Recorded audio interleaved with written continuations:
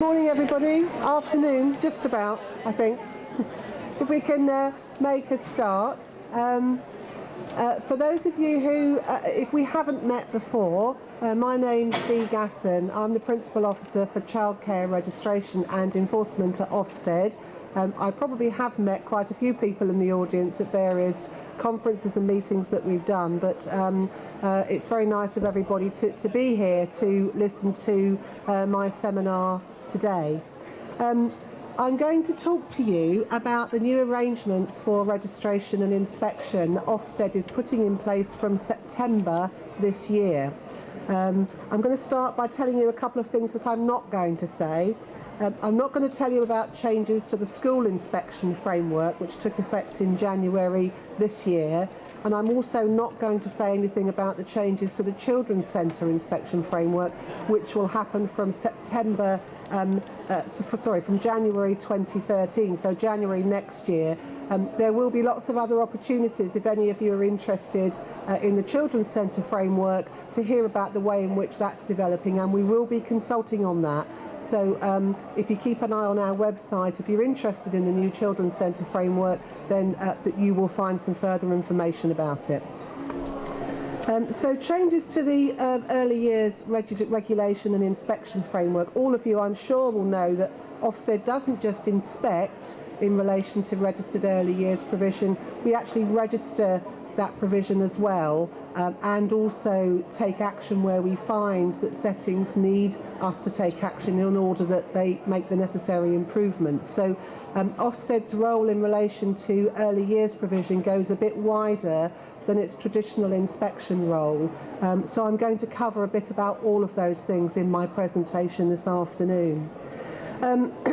Any of you who were here for Chris Barnum's session before mine will know a lot about the government's vision for changes within the early years, which has really been brought about by Dame Claire Tickell's review of the early years foundation stage. And the revised early years foundation stage, I'm sure you've all found it by now, was published on the 27th of March. So that's the version that we'll be working with from September. In addition to that, the government's going to change the regulations that Ofsted works to that underpin the revised version of the early years foundation stage. The other important reason for us to make changes is because our inspection cycle, our current inspection cycle, comes to an end on the 31st of July this year. So a new inspection cycle starts on the 1st of September. So every time there's a new inspection cycle that's starting, we do take the opportunity to look at the way in which we register and inspect providers and see whether there are some changes that we could make to make the framework better. Aside from that, aside from the early years foundation stage changes, which is really the main reason why we're changing our frameworks, it's also driven, the change is driven by the need for us to continue to make sure that children are safe and well cared for, and that they're learning and developing in the way that we would all hope. And the evidence that underpins that, from the Tickell review, from Frank Field's report on child poverty, which I think Chris will have mentioned this morning, and the Graham Allen report as well on early intervention. All of those things together have led to the government's impetus for change in the early years sector. And also we got a lot of knowledge now from registering and inspecting early years provision for 10 years now. We have a lot of evidence from our inspections about the sorts of things that work and the sorts of things don't. So we can use that evidence as well to influence the way in which we change our framework. We have to make sure that we make the right changes, but in the context of all public sector organisations, you will all know about spending reviews and the need to make efficiency savings, and therefore we've had to think very hard about how we use the resources that we've got, quite diminishing resources in line with all government departments. It's important that we demonstrate to government that what we're doing, the way in which we're spending our resources, is absolutely focused on the right things, and some of that has informed the changes that we're hoping to make as well. So that just sort of puts it into context. I'm going to go into a bit more detail about some of the changes that we're making. Excuse me. We all know all about the importance of early years. There's tons of research that tells us how important those very early experiences in a child's life are, not just for their entry into school, but also for the whole of their life, really, for the way in which they learn and develop, the way in which they develop emotional security and independence. We all know how important that is. And the quality of the settings, there are some things that we think really make a difference to that, and our evidence shows make a difference to that. For example, the quality of a setting's self-evaluation, the way in which it reflects on its practice and identifies things to improve, the attention that settings pay to their partnership with parents is absolutely crucial, and also working in partnership with other professionals, and that's very important for many children. For example, working with those who support speech and language in the early years is crucial, as you all know. The other thing, of course, that's important is the early years practitioners' own knowledge and learning and development, and how they are given the opportunity for continuous professional development to ensure that their practice continues to improve. And we think all of those things together make a real difference to the experiences that children have in early years settings. And we think we've got a part to play in raising that quality, and that really is what our changes for regulation and inspection are all about. This is the point where I have to put my glasses on because the notes get quite small here. The next couple of slides set out a bit about what we want to achieve in our changes and the changes that we're going to make from September. And of course, safeguarding children has to be absolutely at the centre of everything that we do. It's absolutely crucial that children are safe in settings and that we put mechanisms in place to ensure that happens. We think that starts with a really robust registration process, because registration with Ofsted is the means by which people get the authority, if you like, to have unsupervised access to children. So it's absolutely essential that our registration process is robust and that we make sure we have the right mechanisms in place to allow that to happen. But it isn't just about suitability to be in contact with young children.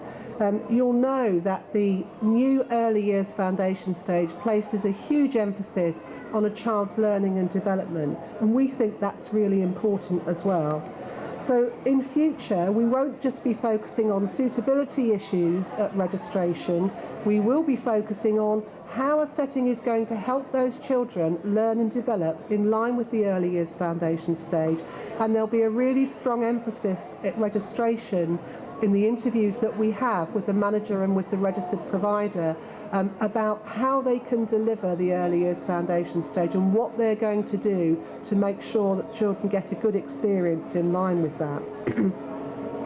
You will have noticed that the department has strengthened that as well, for example by putting in the early years foundation stage that childminders must now have training before they're registered with Ofsted and not within 6 months afterwards. So from September, we won't be registering any childminders unless they have completed their training approved by the local authority. So that's a really important change that underpins what I was saying about a more robust registration process. That also helps the childminders, because if they've done their training, they're in a far better position to demonstrate that they understand the early years foundation stage and to have thought about how they're going to deliver it in their setting. So it's absolutely crucial. The other thing that we want to do is, within the context that I've described, we do want to look for areas where we can allow settings more autonomy to manage their own services without needing to come to Ofsted and get approval for particular things. You're the professionals, you know how your setting works, you know what your setting needs, and therefore we want to be able to give you more autonomy in managing your service. And of course the early years foundation stage is very clear that the emphasis is on practitioners to meet the requirements, and not on Ofsted to give you advice and guidance about how to do that. That's really for you to demonstrate. And a couple of things that we're doing to give you that autonomy and that flexibility. The first thing is we no longer intend from September to issue standard conditions of registration about things like numbers and ages of children that you may care for.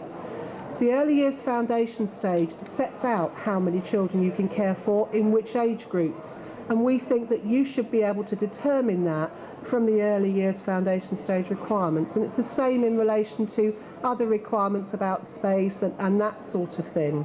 So we also think that it really isn't appropriate for you to have to come to us every time you want to, for example, change your numbers because you've got a new room available, or you've made some changes to your premises, or if you're a childminder that your own children have reached a particular birthday.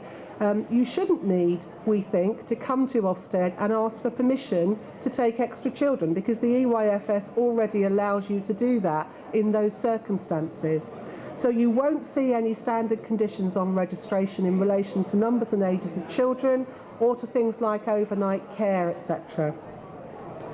We will still set conditions where we think it's necessary to do so. For example, in some cases there is a very good reason to exclude a particular individual from the premises while childcare is taking place, and we impose a condition of registration usually to make sure that that happens. And so we'll continue to do that where we judge that it's necessary to do so. But in most cases you won't need to apply to Ofsted if you want to increase your numbers, for example.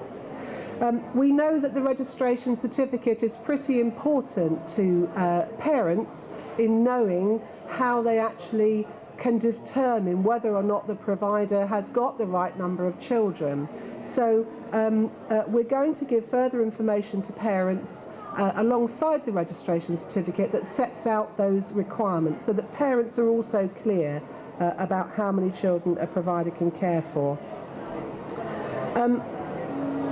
We also want to give the responsibility to providers to determine the suitability of their own managers. At the moment, if you are involved in a group childcare setting, you will know that you have to come to us if you want to appoint a manager at the point when you start that service, or if your manager subsequently changes. And from September, that will no longer be the case. The responsibility for determining that manager's suitability will rest with the registered person and not with Ofsted. So you will be responsible for ensuring that that person is suitable. And the regulations that the department's going to introduce to support the new early years foundation stage will make that responsibility clear.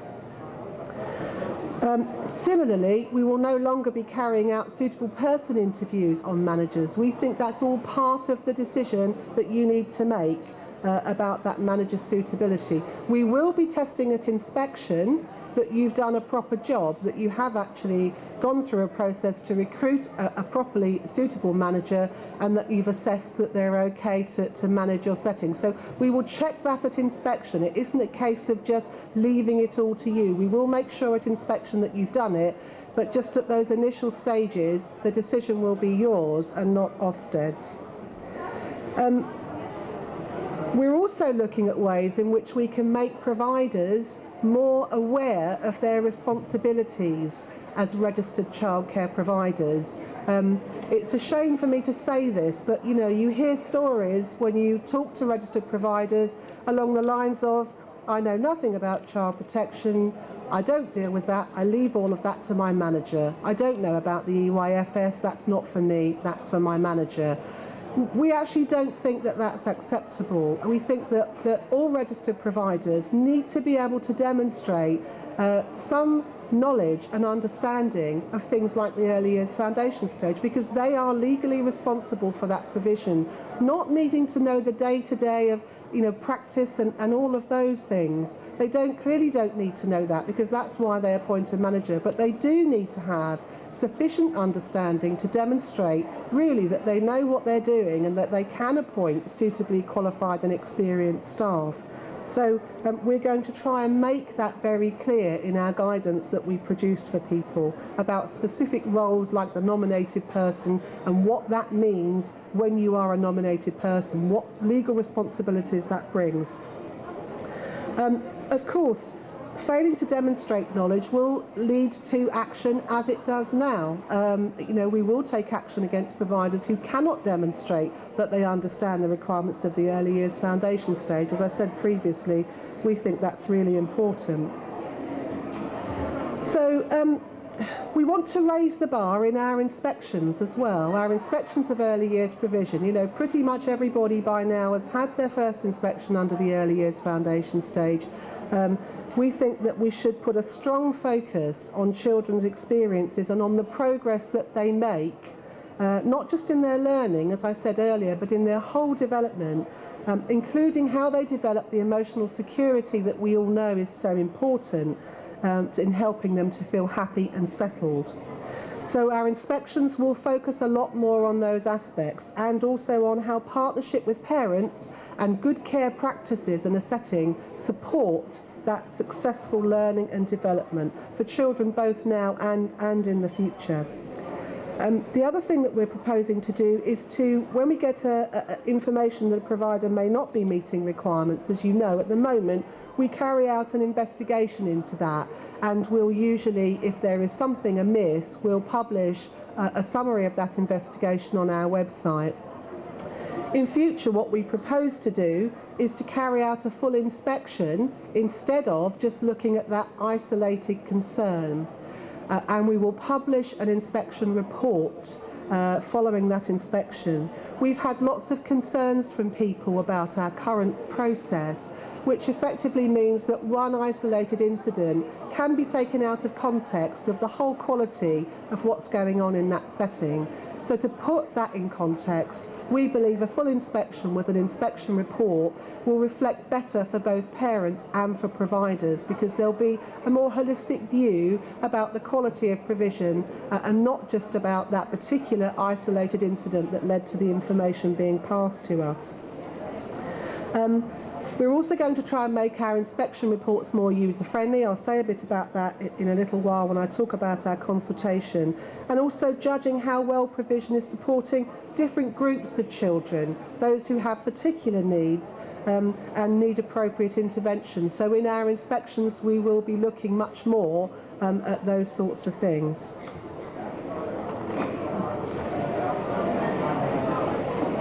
So these are the judgments that our new inspections will make from September this year. As you can see, they're much slimmed down from the number of judgments that you have currently. I think at the moment inspections contain about 16, something like that, judgments, individual judgments. In future there will be 4 main judgments, which are the 4 that you can see on the screen. The outcomes for children, leadership and management, overall effectiveness, and the quality and standards of provision. We'll break that one down into 2 sub-judgments, one about the role of the practitioner in supporting children's learning and development, and the other in the effectiveness of care practices and how they help children to feel emotionally secure and develop independence. So there are 5 judgments in total, 4 main judgments and one that's split into 2. And the underpinning aspects for those judgments, what we're going to look at when we make those judgments was set out in our consultation document that I'll talk a bit about in a moment. You've probably seen that document. It doesn't mean to say we won't still look at things that are really important, like safeguarding and partnership with parents. I've already said those 2 things we think are at the heart of what we do. But we think we can reflect the quality of those things in the judgment on leadership and management, rather than having to make a separate judgment on those particular aspects. This slide sets out the programme of inspections that we've piloted. Some of you in this room may already have been part of the pilots, and if so, I hope you will have received an invitation to our evaluation conference for the pilots, which is taking place next week. We've piloted in about 40 settings, all different types: group childcare, childminders, out-of-school provision, about 40 settings across all the sector. And we've identified from the first round of pilots, which we did in January and February, we've identified some changes, some minor changes to make to the framework, which are now being piloted in the second phase of pilots, which ends on Monday.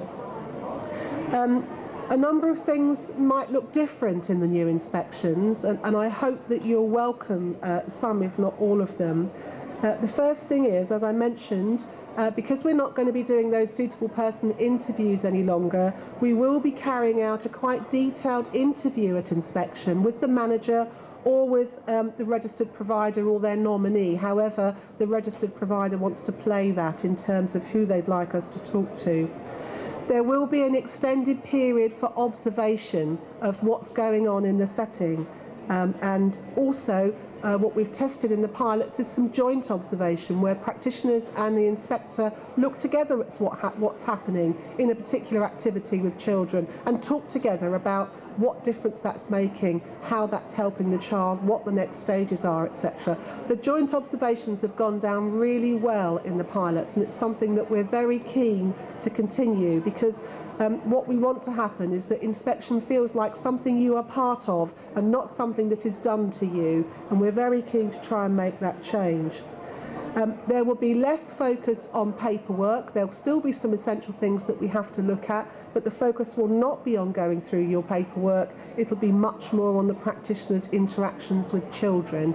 I don't want to hear any more stories about the inspector spent 2 hours sitting at the table and never moved. I just don't want to hear that anymore. So we are really going to focus much more on the practice that's going on in the setting.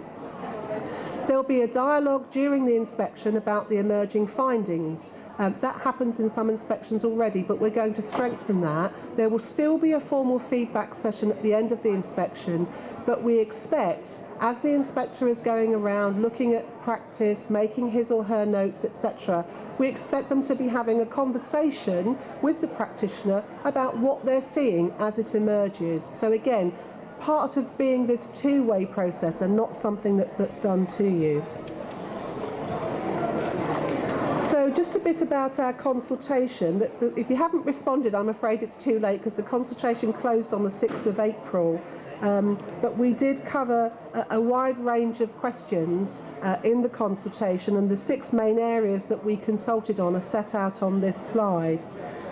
We've already made some of the bigger decisions, as I mentioned, like not imposing conditions of registration, so we didn't consult on those. We had to make those decisions at a very early stage as part of our spending review proposals. But we have asked questions about whether providers should be asked to look into minor concerns rather than Ofsted coming to look into those. So should parents really be referring those issues to you to resolve? Whether we should retain the current arrangements for notice of inspections, which is that currently group childcare providers generally get no notice of an inspection. Childminders and holiday play schemes get a call in the week before to make sure that they're going to be operating during the week of the inspection, although we still don't tell them the exact date that we're coming. We asked whether people want us to carry on making the online self-evaluation form available for people to use as part of their reflecting on practice. It's not mandatory, but we did ask people whether they would still like us to make it available. We consulted on whether we should only have a short summary report for small-scale providers, such as childminders, such as small provision that's only perhaps operating from one room. You know, is it necessary to have all of that detail about different rooms, different age children, etc., etc., or would a short summary report be enough? We asked about the inspection criteria that will underpin those judgments that I mentioned and whether that is the right sort of criteria. And we asked about whether electronic communication should be our main method of communicating with applicants and providers in the future. We've had almost 1,500 responses to our consultation, including about 600 from parents. We had two ways of consulting with parents. We have, in Ofsted, we have a parents panel, which is a group of parents that we talk to regularly about various things that we're doing. We also commissioned a special survey of parents by the National Foundation for Education Research, and we asked them to talk to parents more widely about our proposals. The responses were pretty favourable to what we proposed to do. In almost all of the questions that you can see on the screen, the majority or the large majority of people agreed or strongly agreed that we should make those changes. But it isn't just about the actual responses, because what you get a lot when you consult is from the comments that people have made, from the extra box at the end that says, is there anything else you'd like to tell us about this? And there's a great richness of information that's come through that, that's underpinned what people have said about the proposals. So we are currently going through all of that to consider how that will influence the way forward. The strongest area of support was about the underpinning inspection criteria. People really did feel that the things that we would be looking at as part of the inspection judgments were the right thing, the right sorts of things. The area that had the weakest support, where there were really mixed views, I think, from different groups of people, was the idea of only having a summary report for small-scale providers. Parents really liked that idea, but providers didn't much care for it. So there's a bit of a balance that we need to look at there about how we can deal with that in the future.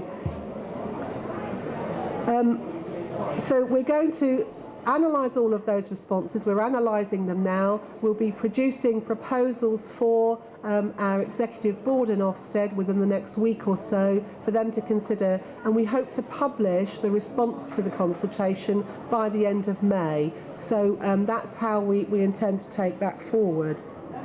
More broadly, from the next steps, I've mentioned already that we're going to have an evaluation conference for those who participated in the pilots and also their local authorities, and we'll be inviting the large provider organisations such as the National Childminding Association and the National Day Nurseries Association will be invited to send people to that evaluation conference as well, so they can get some feedback about what happened during the pilots. We intend to publish all of our main documents, the main inspection documents like conducting early years inspection, using the early years evaluation schedule, which sets out the benchmark really for those judgments. Our aim is to publish all of those by the end of June. So they will be published on our website, and I would urge you to keep a lookout for those, because that will tell you much more about how we're going to inspect you from September. We're holding a number of events for local authorities to disseminate those new arrangements to them throughout June. And we'll be inviting the provider organisations along to those as well, so that local authorities who have the responsibility of providing advice and support and guidance to providers, they will know about the changes and will be able to advise you about what they mean for you. We'll be doing a number of other presentations, as I've said. We've done quite a lot during the consultation period. We'll be doing more as we go through with the findings and our new frameworks. We'll be starting inspecting in the new arrangements from the 3rd of September. The regulations, and I think the EYFS actually comes into force on the 1st of September, but that's a Saturday, and we tend not to inspect on Saturdays and Sundays. So we will be starting with our new framework from the 3rd of September.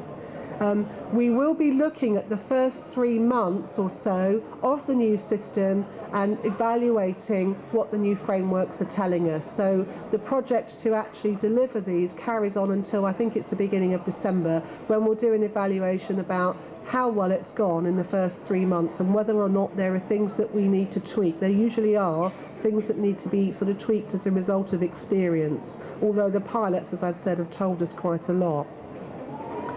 So just to summarise with the conclusion, and then there'll be an opportunity if you have any questions you want to ask. Our aims as set out on this slide are very much the same as they are at present. Inspection and regulation are intended to keep children safe, but also to ensure improvement in children's outcomes, and we all know how important that is, particularly in areas where children are disadvantaged. The early years is clearly a very maturing sector now. We all know much more about it than I think we did when Ofsted started regulation and inspection 10 years ago. We've all learnt a lot as we've come along, and there's lots of research projects that tell us about the things that really make a difference. For example, we know that qualifications are important, improved qualifications, and the early years professional has really made a difference.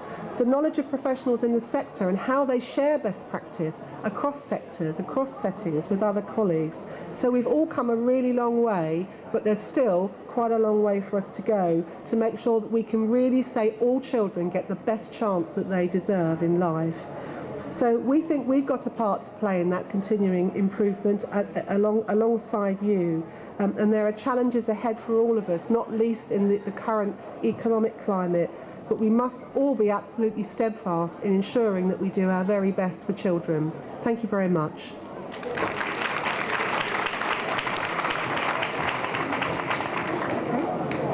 Does anybody have any?